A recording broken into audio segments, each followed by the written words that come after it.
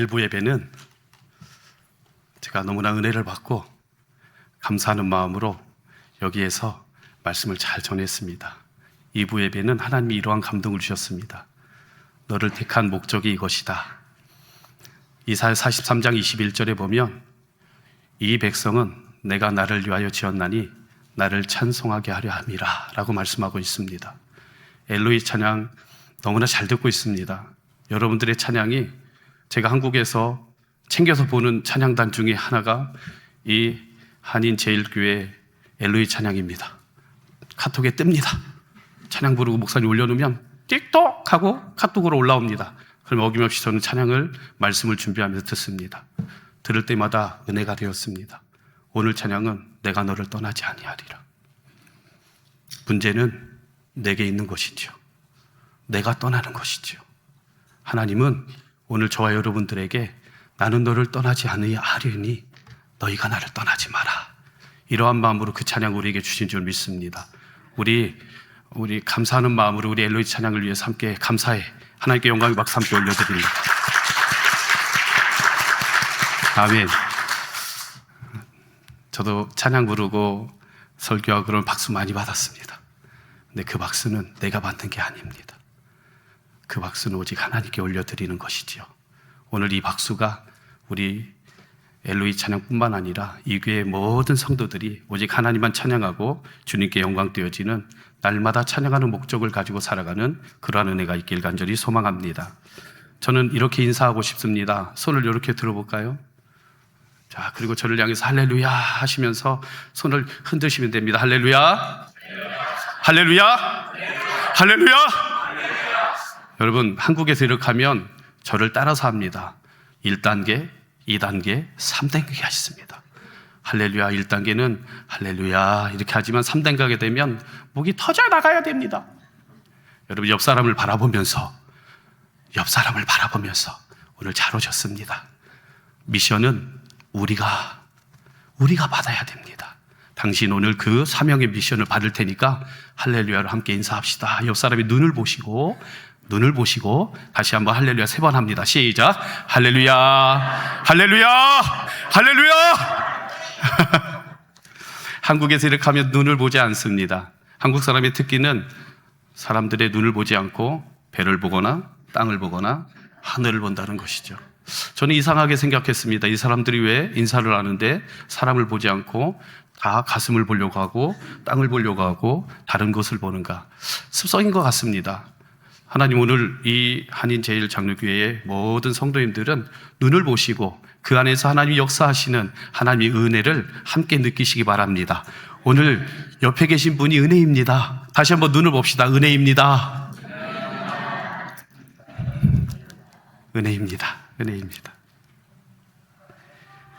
나는 아무것도 아닙니다. 주님의 사랑이 없으면 나는 아무것도 모릅니다. 주님의 지혜가 없으면 나는 아무것도 못합니다. 주님의 능력이 없으면 나는 한순간도 못 삽니다. 주님의 생명이 없으면 이제 내가 사는 것 아니요 그리스도 내 안에 사시니 오직 그의 생명이 나의 생명 나의 모든 날들도 주의 것 나는 오직 한 분 바랍니다. 나의 아버지, 나의 구원, 나의 주. 나는 오직 한 분 바랍니다. 나의 아버지, 나의 구원, 나의 주. 이 찬양은 특별히 저에게 은혜가 있는 찬양입니다. 제가 개척하고 10년째 되는 해입니다.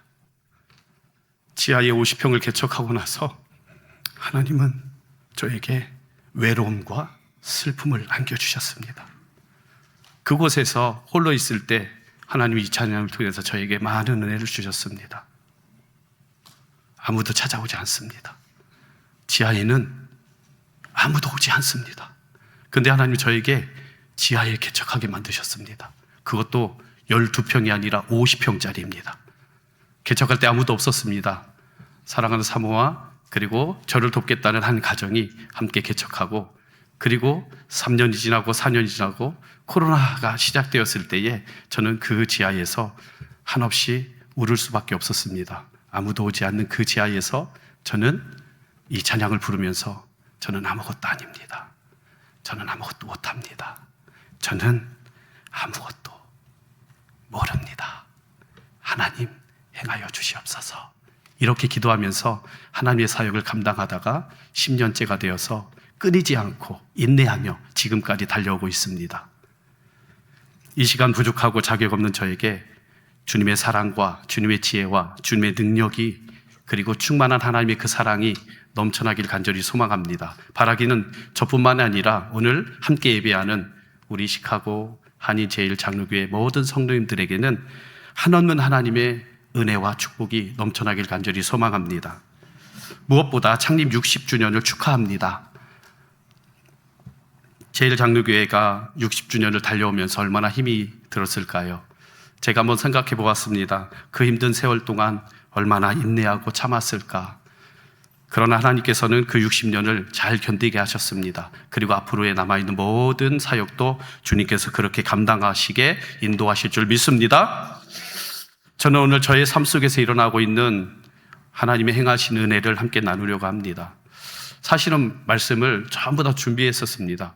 근데 우리 담임 목사님이 미션입니다. 미션. 사명을 가지고 설교를 해야 됩니다. 그러고 나서 말씀을 다 보다가 하나님이 그러한 감동을 주시더라고요. 종범아, 너가 사명이야. 너가 미션이야. 내가 너를 통해서 행하고 있거든. 그걸 전하는 것, 그게 바로 사명이야. 그래서 오늘은 저의 삶에 하나님이 주신 그 은혜를 통해서 함께 여러분과 함께 그 미션으로 달려가려고 합니다. 그 사명으로 달려가려고 합니다.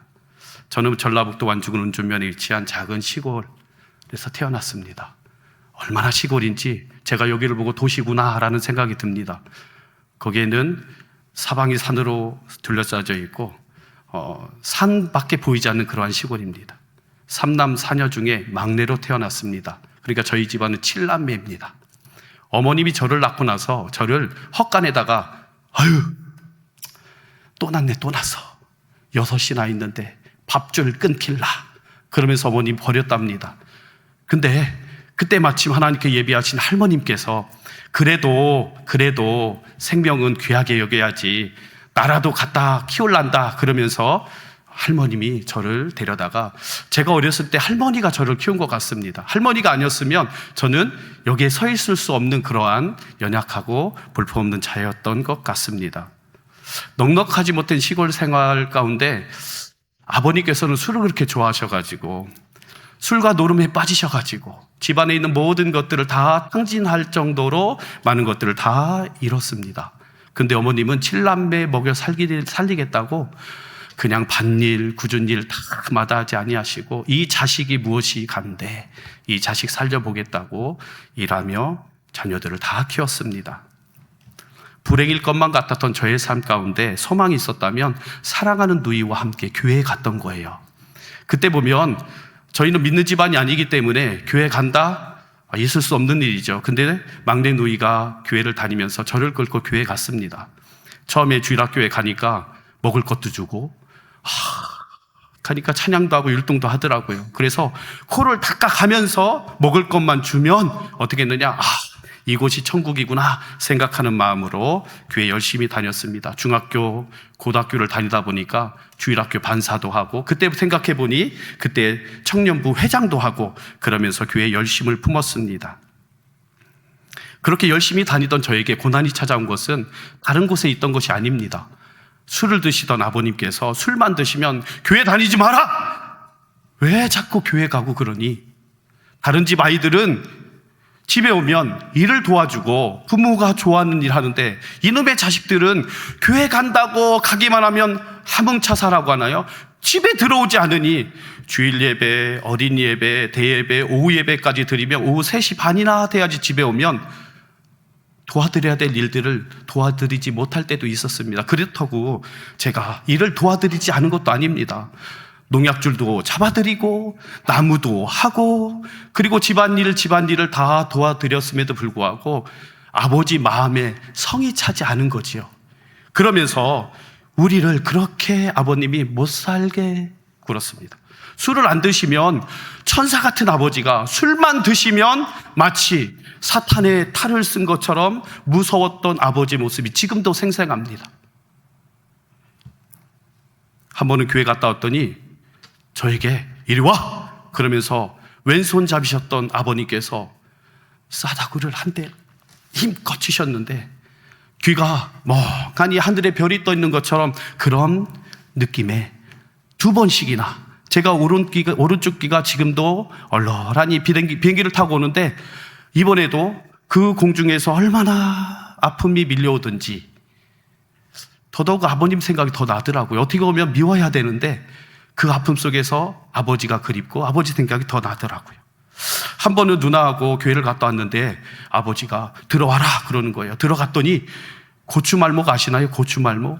고추를 심게 되어지면 고추대 쓰러지지 말라고 나무 막대기를 심어 놓습니다. 그리고 끈으로 묶어 놓으면 한 해의 고추가 주렁주렁 열립니다. 그 막대기 여러 개를 가져다 놓으시고 방으로 부르더니 그 막대기로 종아리를 때리는 겁니다. 그때 어머니는 아버님의 품을 말리시고, 그리고 누나는 그 옆에서 울고, 저도 아버지와 그 누님과 그 엄마 앞에서 함께 울면서 그 모든 것들을 참아야만 했습니다. 그 정도 되었으면 이제 포기할 만도 하지요. 교회 가지 마야지. 이렇게까지 하면서 왜 교회 가야 되나? 근데요, 그때에 아버님께서 하시던 말씀이 생각났어요. 교회 가면 밥이 나오냐, 떡이 나오냐. 근데요, 제가 아는 교회는요, 교회 가면 밥이 나오더라고요. 떡을 주더라고요. 그래가지고 아버지가 생각하기에 모르는 교회가 있다는 것입니다. 지금 생각해 보니까요, 그 밥은 생명의 떡이 되었고 그 밥은 생명의 말씀이 되어서 오늘 제가 여기에 서 있는 그런 하나님의 은혜를 그때부터 하나님은 예비하시고 인도하여 주신 줄 믿습니다. 그때 저는 알았습니다. 아버지가 모르고 있는 사실 하나를 깨달았습니다. 그래서 더 열심히 교회에 다녔습니다. 대문을 걸어 잠그면 대문을 넘어서도 다니고, 저희 집에는 공동 우물이 있거든요. 그 우물이 그때 어렸을 때에는 우물을 뛰어넘으려면 얼마나 거기가 넓었는지, 근데 교회 가고 싶은 마음에 그 우물을 누나와 함께 어떻게 했느냐, 단숨에 뛰어서 교회로 달려가곤 했습니다. 그 정도로 교회에 가는 것이 보람이었고 하나님은 저를 놓치지 않으셨습니다. 그러던 어느 날 장맛비가 나게 내리시던 그 한날 아버님께서는 물꿀을 터야 한다 그러면서, 비가 많이 오면 논에 물꿀을 터지 않으면 한 해 농사 망친다 그러면서 저를 데리고 논으로 갔습니다. 논에 갔더니 아버님이 술이 취해가지고 한쪽 감나무 밑에 누워 계시는데, 그때 저에게 이러한 감동이 있었습니다. 저는 아버지를 보면서 논두럭에 무릎을 꿇고 앉아 손을 높이 들고 이렇게 기도했던 것 같습니다. 하나님, 저희 아버지를 불쌍히 여겨 주시옵소서. 그리고 저를 복음으로, 사역으로 하나님의 뜻에 사용하여 주시옵소서.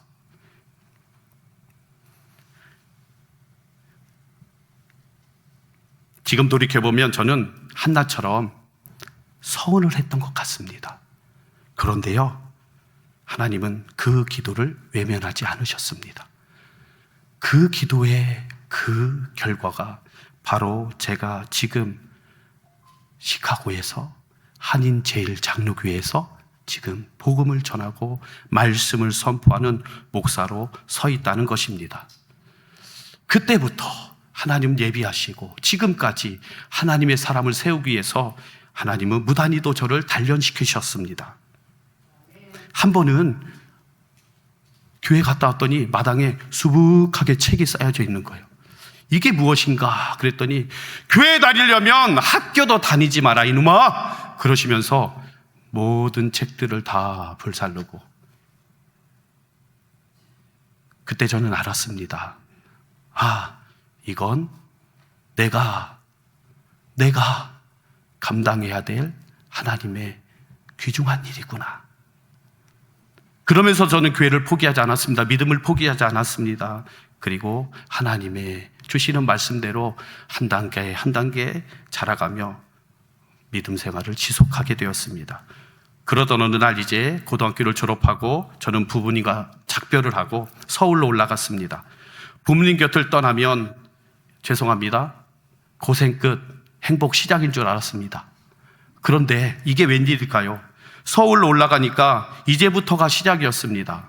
새벽 예배를 드리고 아파트 단지에서 새벽 세차를 하고, 그리고 그 세차를 통해서 얻은 그 돈으로 노량진에서 과외를 받으면서, 그리고 재수 끝에 저는 대학에 진학하게 되었습니다. 그 대학에서 평생 잊지 못할 한 친구를 만났습니다. 그 친구가 바로 여기 앉아있는 길선욱 담임 목사님입니다. 여러분들 의아하지요? 제 모습을 보면 담임 목사님하고 나이가 맞아? 이럴 정도로 의아하지요? 맞습니다. 저도 50이고 여기 있는 목사님도 50입니다. 유전자를 잘못 받았습니다. 저희 아버님도 벗겨지시고 저희 형님도 벗겨지시고 저도 벗겨졌습니다. 한번 써볼까 생각했는데 장모님이 극구 말렸습니다. 김 목사님, 그냥 있는 모습 그대로 사역하셔도 하나님이 마음껏 쓰실 것 같습니다. 저는 성경 중에 사무엘상 16장 7절 말씀을 가장 좋아합니다. 왜 그러느냐? 사람은 외모를 보거니와 나 여호와는 너의 무엇을 본다? 중심을 보느니라. 그 말씀이 가슴에 꽉 와닿으면서 어떠한 생각이 들었느냐? 하나님은 나의 중심을 보시는 하나님이구나. 외모는 아무 상관이 없구나. 그래서 지금은 아무렇지 않습니다. 남들이 얘기할 땐 그저 저하고 친해지고 싶구나라고 생각하고 가서 제가 오히려 더 말을 걸고 그 부끄러움을 제가 해소해 드리기도 합니다. 이번 시카고 방문도 우연이 아닙니다. 저희가 20주년이 되면, 올해가 20주년이거든요. 신혼여행 갔던 곳으로 가가지고 첫사랑을 회복합시다 그러고서 계획을 세웠습니다. 에베스 교회에 가장 하나님께서 원하셨던 것은 첫사랑의 회복입니다. 저와 여러분도 회복해야 됩니다. 첫사랑을. 그래서 우리가 신혼여행을 갑시다 하고 계획을 세웠는데 작년인가요? 담임 목사님이 전화가 왔습니다. 김종목 목사님, 저희가 60주년이 되면 시카고 한인 제일교회 와가지고 꼭 부흥회를 해주셔야 됩니다 그러더라고요. 무슨 부흥회냐고, 그게 있어야 될 일이냐고, 거기까지 제가 어떻게 가냐고. 그런데요, 하나님은 그 한마디의 그 말씀을 들으시고 지금 제가 어디에 서 있습니까? 시카고. 그리고 어디에 있습니까? 한인 장로교회, 여기에서 말씀을 선포하고 있습니다. 이 계획은 제가 보기에는 태초부터 하나님이 저와 여러분을 만나게 하시려고 세워놓으신 하나님의 절묘한 하나님의 복음의 사역인 줄 믿습니다. 미션은요, 다른 곳에 있는 것이 아닙니다. 바로 나로부터 시작되는 것이고요, 복음의 사역은 나로부터 시작되는 것입니다. 다른 곳에 찾는 것이 아니라 내가 가는 그곳이 뭐가 되어야 되는 것이냐? 복음의 사역지가 되는 것입니다. 여러분들을 보내신 이 교회가 미션입니다. 여러분들을 가라 하신 그 가정이 복음의 사역지입니다. 여러분들을 보내신 그 직장이 하나님의 복음을 전해야 되는 장소인 줄 믿습니다. 대학을 졸업한 후 유학을 준비하던 저를 하나님께서는 에바다 노래 선교단에 입단하게 하셨습니다. 무려 1년도 아니고 26년 전에 입단하게 하셔서 지금까지 무려 26년 동안 한 선교단에서 하나님은 찬양으로, 말씀으로, 율동으로 저를 가르치시고 훈련시키면서 복음의 사역을 시작하셨습니다. 손을 높이 들고 주를 찬양, 높은 곳을 향해 주를 찬양, 모든 만물들은 주를 찬양하라. 위대하고 강하신 주님, 우리 주 하나님, 싹 트네 싹 터요 내 마음의 사랑이, 싹 트네 싹 터요 내 마음의 사랑이, 내 마음의 사랑이 싹이 트고 있어요. 예수님 만난 날부터 내 마음의 사랑이, 사랑해 주님이 날 사랑하시네. 내 모습 이대로 받으셨네. 사랑해 주님이 날 사랑하시듯 나도 널 사랑하며 섬기리. 여러분, 사랑해 주님 함께 해볼까요? 사랑해 주님이 날 사랑하시네. 머리부터 발끝까지 내 모습 이대로 받으셨네. 사랑해 주님이, 사랑해 주님이 날 사랑하듯이 옆 사람을 향하여 나도 널 꼭 안아주세요. 섬기리. 나도 널 사랑하며, 나도 널 사랑하며 섬기리. 아멘입니까? 이게 복음 아닙니까? 이거 하나님이 정말 귀하게 여기시는 하나님의 복음입니다. 그래서 저를 중국을 통해서, 캄보디아를 통해서, 미얀마를 통해서 하나님은 각 나라 각처에 하나님의 복음을 들고 선교의 현장 가운데 보내셔서 하나님의 놀라운 일들을 이루시고 또 인도하셨습니다.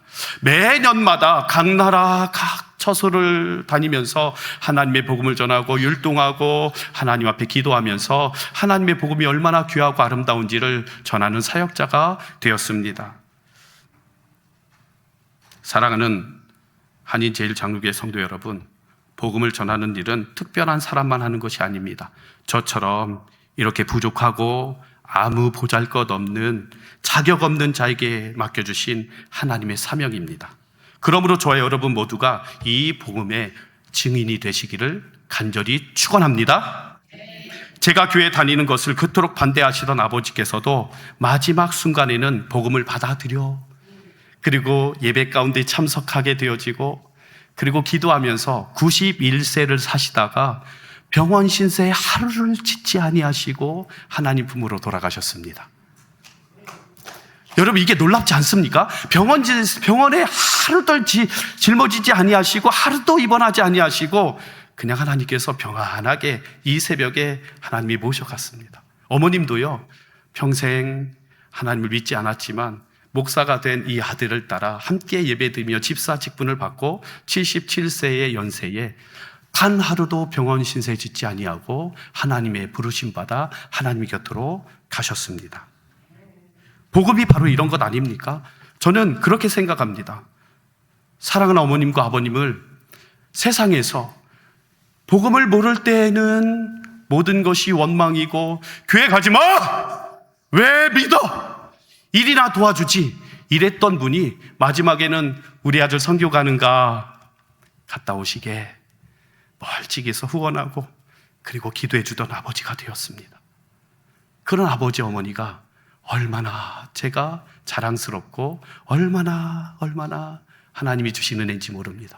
아버지를 저의 몽학 선생으로 하나님은 세워주셨던 것 같습니다. 복음의 길로 가게 하기 위해서 고난을 아버지를 통해서 저에게 주셨던 것 같습니다. 귀가 날아가고 들리지 아니하여도, 아니 종아리가 부서지는 한이 있더라도 그때마다 복음의 자리 가운데 다시 일어설 수 있도록 아버지를 통해서 인도하신 하나님을 저는 찬송하며 다시 한번 하나님께 영광을 올려드립니다. 저는 이 모든 일을 직접 경험하면서 다시 한번 확신합니다. 사랑하는 성도 여러분, 여러분은 어떻습니까? 삶이 지쳐 힘들고 쓰러질 때 왜 나만 겪는 고난이냐고 불평하지 마십시오. 고난의 뒤편에 있는 주님이 주실 그 모든 축복이 여러분께 있는 줄 믿습니다. 왜 나만 겪는 고난이냐고 불평하지 마세요. 고난의 뒤편에 있는 주님이 주실 축복 미리 보면서 감사하세요. 힘을 내세요. 힘을 내세요. 주님이 손잡고 계시잖아요. 주님이 나와 함께함을 믿는다면 어떤 고난도 견딜 수 있잖아요. 아멘입니까? 어떤 고난도 견딜 수 있잖아요. 주님이 손잡고 계시면 우리는 그 손만 안 놓으면 됩니다. 2016년 3월 26일 하나님께서는 저에게 경기도 안산이라는 곳에 안산 온수하는 교회를 개척하게 하셨습니다. 올해로 10년째 되는데요. 지하이지만 한 심령 보내줘서 지금은 풍성하게 하나님께 예배를 잘 드리고 있습니다.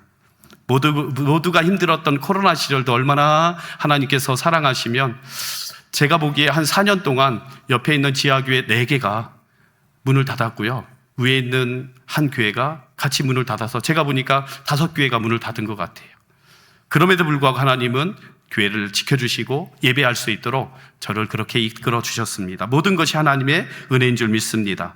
그런데 사람들은 종종 제가 갈 때마다 이렇게 묻습니다. 목사님, 교인이 몇 분이나 되세요?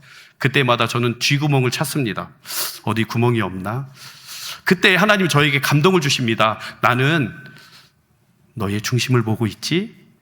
사람 수를 보는 것이 아니라 천하보다 더 귀중한 한 영혼을 보고 있다. 이 말씀을 저에게 하시는 것 같았습니다. 그래서 저는 예배를 드릴 때마다 이렇게 마음을 가지고 예배를 드립니다. 오늘 이 예배가 마지막 예배가 될 수 있겠구나. 여러분, 저와 여러분이 오늘 이 예배가 마지막 예배가 될 수 있겠구나. 그러면 예배가요 완전히 달라지더라고요. 오늘 옆에 계신 분을 함께 보면서 오늘 예배가 마지막이라면, 오늘 예배 이 설교가 마지막이라면 어떻게 하지? 그런 마음을 한번 옆에 있는 우리 성도님도 함께 바라볼까요? 오늘 이 예배가 마지막이라면 어떻겠습니까? 아무런 감흥이 없습니다. 왜 그러느냐? 이 예배가 마지막이 아니라는 것을 나는 뭐 하고 있기 때문에? 알고 있기 때문에. 근데요, 사람 일은 아무도 모릅니다. 밤새 안녕이라는 소리가 있습니다. 오늘 보았는데 내일 아침에는 보지 못하는 경우가 너무나 많이 있습니다. 여러분은 어떻습니까? 여러분은 어떻게 이 모든 삶을 받아들이고 있습니까? 오늘 이 예배가 마지막이라고 생각하는 그 예배가 얼마나 여러분의 인생 가운데 마음에 와닿으십니까? 마지막이라는 그 뜻이 우리 가운데 있다면요, 놀라운 변화가 일어나는 거예요. 놀라운 역사가 일어나는 거예요. 왜? 마지막이니까. 그러면 목숨 걸고 예배 드립니다. 오늘 말씀 목숨 걸고 말씀을 듣습니다. 뭐 일하지 마라? 아니요. 오늘 내가 먼저 할게. 내가 할게. 김지사 그냥 앉아 있어. 김구원사 그냥 있어. 오늘은 내가 봉사할게. 이게 매일의 삶이 되어야 되는 줄 믿습니다. 저희 교회는 중증 발달 장애 아이들과 그리고 정신지체 장애 청년이 함께 예배를 드립니다. 처음에는요, 한쪽에서는 코를 골고 있고요, 한쪽에서는 기지개를 켜면서 으아! 이러고 있고요, 한쪽에서는 배를 두드리고 있는 모습에 많이 당황했습니다. 어떻게 예배 드리지? 어떻게 이 예배를 드려야 되지? 그런데요, 하나님은 저에게 감동을 주셨습니다. 예배는 사람을 보고 드리는 것이 아니라 그 영혼을 향하여서 하나님이 주시는구나. 졸고 있던 아이가 눈을 뜨고 있고요, 기지개를 피던 아이가 저를 바라보면서 말씀을 듣고 있고요. 정신이 혼란하여서 이것저것 무엇을 들어가야 될지 모르는 그 청년이 집중하여 말씀을 듣고 있습니다. 저는 이 모든 것들을 함께 경험하면서 이 모든 순간순간이 내가 하는 것이 아니구나. 하나님이 행하시는 거구나. 저는 아무것도 아닙니다. 저는 아무것도 모릅니다. 저는 아무것도 못합니다. 그러나 오직 주님이 행하십니다. 복음을 전하고 선교하는 일은 내 힘과 내 능력으로 하는 것이 아닙니다. 그래서 하나님 뜻대로, 하나님 말씀대로 순종할 때에 우리는 그 복음 안에서 승리하는 줄 믿습니다. 복음이라는 단어는 헬라어로 유앙겔리온입니다. 기쁜 소식, 좋은 소식입니다. 저는 여기에 세 가지를 더 붙였습니다. 행복한 소식, 즐거운 소식, 아름다운 소식. 그래서 복음이란 뜻은 우리가 아는 것처럼 좋은 소식, 기쁜 소식을 전하는 것입니다. 예수님께서 그 말씀 가운데, 그리스도의 말씀 가운데 이 단어를 씁니다. 그래서 예수님 자체가 좋은 소식이고 기쁜 소식이라는 것입니다. 예수님이 오심이 세상의 그 어떠한 것보다도 가장 귀한 것이고 기쁘고 즐거운 것이기 때문에 예수님이 우리 가운데 가장 행복한 소식인 줄 믿습니다. 한번 따라해 볼까요? 예수님 좋습니다. 예수님 좋습니다. 누가 가장 좋아요? 예수님이 가장 좋은 것입니다. 사랑하는 성도 여러분, 우리는 날마다 많은 소식을 듣습니다. 가장 기쁜 소식 중에 하나가 무엇입니까? 주식이 올랐대, 올랐어. 우리 자녀가 대학에 합격했대. 직장에 들어갔대. 그리고 병들어 죽을 수밖에 없는 성도가 깨끗하게 나았대.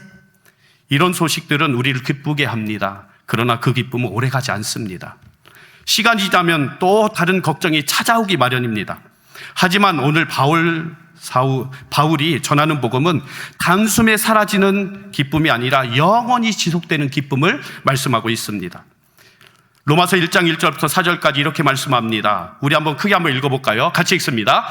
예수 그리스도의 종 바울은 사도로 부르심을 받아 하나님의 복음을 위하여 택정함을 입었으니 이 복음은 우리 주 예수 그리스도시니라. 사도 바울이 부르심을 받아 전한 복음은 다른 복음이 아닙니다. 오직 예수 그리스도의 복음이었습니다. 그러나 사도 바울도 처음부터 예수 그리스도의 복음을 전한 것이 아닙니다. 회심하기 전에 사울은 자신의 하나님의 가장 잘 섬긴다고 착각하면서 믿는 자들을 잡아다 감옥에 가두고 죽이고, 그리고 그 모든 일들이 충성된 일이라고 착각하며 충실히 행했습니다. 그러나 그것은 하나님을 향한 참된 열심이 아니었습니다. 잘못된 지식에서 나온 열심인 것이었습니다. 그래서 바울은 훗날 자신의 모습을 돌아보며 이렇게 고백합니다. 로마서 10장 2절과 3절 말씀 우리 한번 크게 읽어봅시다. 시작.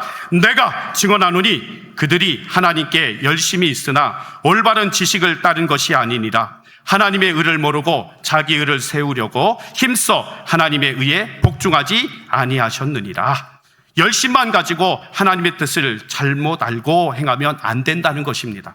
하나님의 의보다 자신의 의를 앞세워서는 절대로 안 된다는 것입니다. 그러므로 사도 바울은 오늘 본문에서 복음을 전하는 사람의 자세를 이렇게 고백합니다. 오늘 이 예배가, 그러면서 고린도전서 9장 16절에 오늘 본문 말씀을 이렇게 말씀합니다. 같이 한번 읽어볼까요? 내가 복음을 전할지라도 자랑할 것이 없음은 내가 부득불할 일입니다. 첫 번째는 복음을 전할지라도 자랑할 것이 없다는 것입니다. 사도 바울은 자신을 이방인의 사도로 불러주신 하나님께 모든 은혜와 그리고 그 모든 감사를 드리면서 평생 복음의 빚진 자라고 여겼습니다. 그래서 복음을 전하면서도 내가 이만큼 교회를 세웠다, 내가 이만큼 선교했다라고 말하지 않았습니다. 갈라디아서 6장 14절 말씀에 그래서 이렇게 고백합니다. 그러나 내게는 우리 주 예수 그리스도의 십자가 외에 결코 자랑할 것이 없느니라.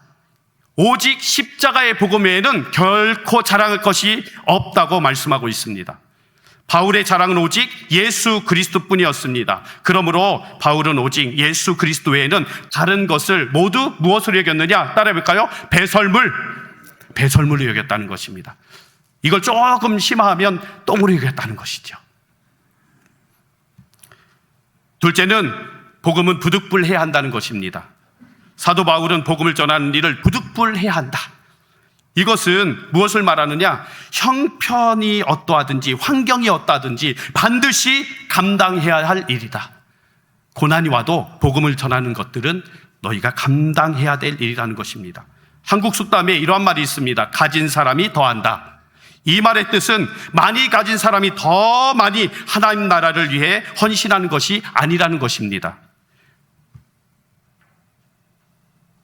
복음은 많이 가졌으나 적게 가졌느냐의 문제가 아닙니다.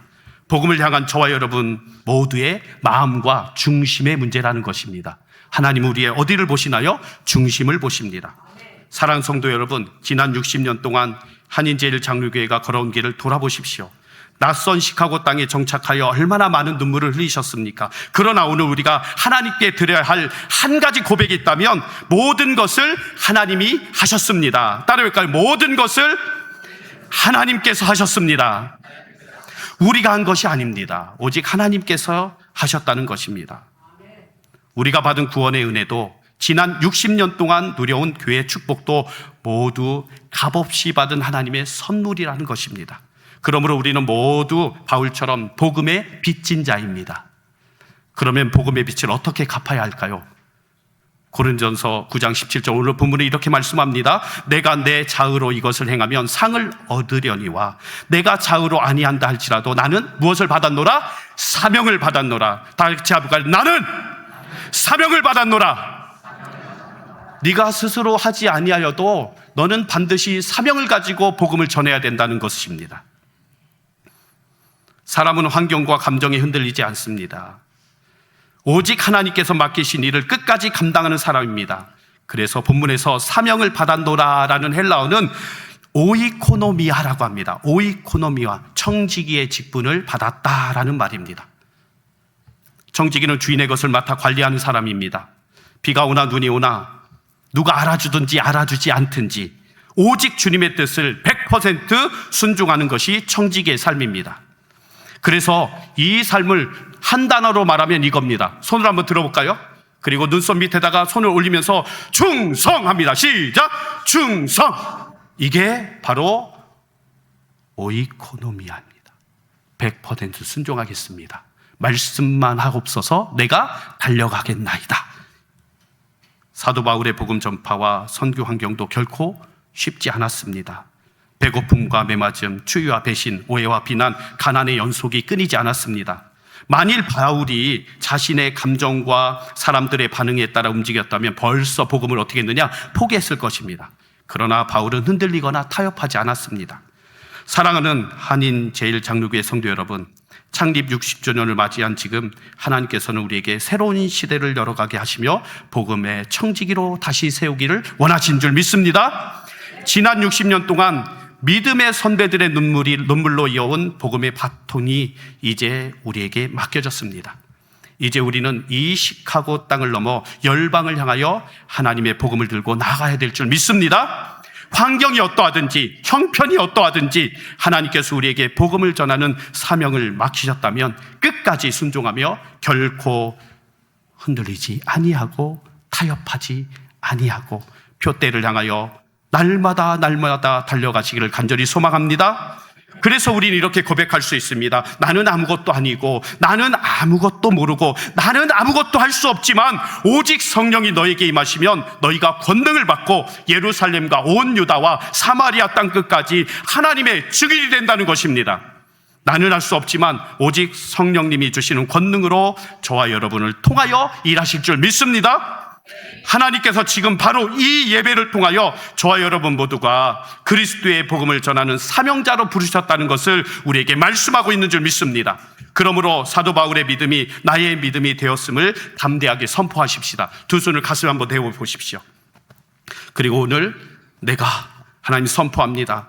따라하시면 됩니다. 내가 복음을 전하는 사명을 받았습니다.